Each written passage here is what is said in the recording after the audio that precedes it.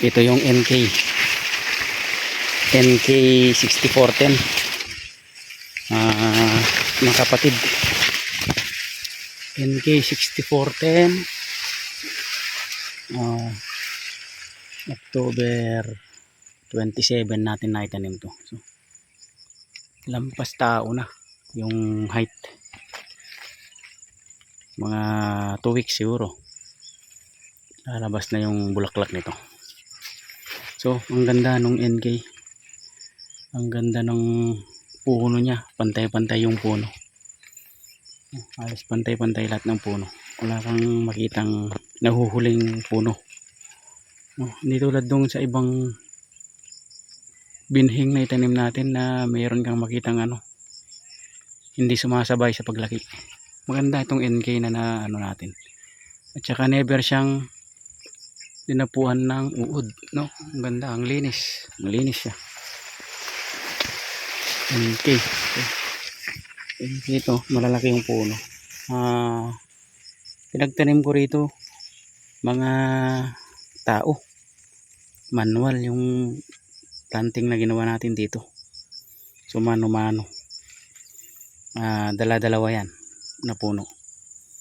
Mapapansin nyo ang ganda, pantay-pantay, pare-pareho yung puno niya, malalaki yung puno. Ganda ng NK, no? Tingnan natin hanggang sa makapag-harvest, kung pati hanggang sa kung yung yield niya ay mataas kumpara dun sa ibang binhing na itanim natin. So sa tingin ko okay naman, kasi makikita mo naman dun sa start nung kanyang puno, no? Ang ganda, tsaka berdeng berde. Tingnan natin yung kalahati kasi nitong tinamnan natin na to, decalb ito yung kalahati. Tingnan natin sa banda ron yung decalb. Itong dinadaanan natin sa kapitbahay ko to, nahuli ito ng 2 weeks,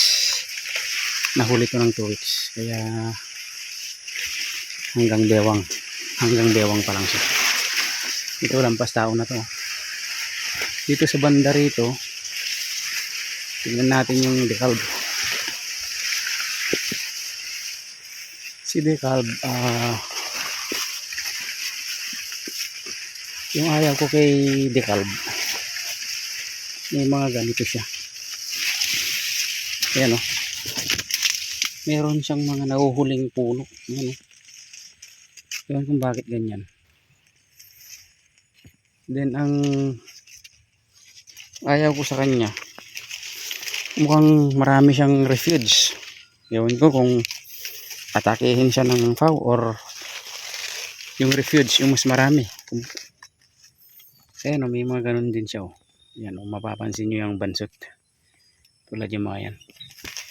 Pero okay din tong decalb, matatangkad, malalaki rin yung puno, kaya lang may mga punong hindi sumasabay sa paglaki. Unlike dun sa pinakita kong NK, no?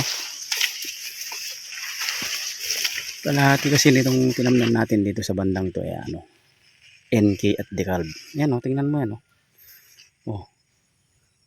hanggang bewang pa lang yung iba, hindi pantay-pantay. Unlike si NK, pantay-pantay, sumasabay lahat. Pero maganda rin yung puno ng malalaki rin sana. Yun lang kasi merong hindi sumasabay. Hindi sumasabay.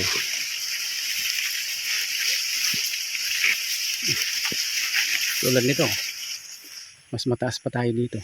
Unlike dun sa pinanggalingan natin, doon matataas na, lampas tao na. Ayun, ito may mga uod din siya. Ewan ko kung sobrang daming refuge naman yan. Ito bansot, mga yan, may mga bansot sa ito decalb. Pero tignan natin sa yield niya, kung sa tingin ko magandang NK kasi makikita mo itong banda rito, hindi pantay-pantay yung puno. Yan ang comparison natin dun sa first 42 days nila, NK at Decalb. So tingnan natin dun sa yield kung sinong mataas sa kanila. So yun lang mga kapatid, hanggang dito na lang tong bidyong to. Saan man kayo naroon, ingat palagi. Bye bye.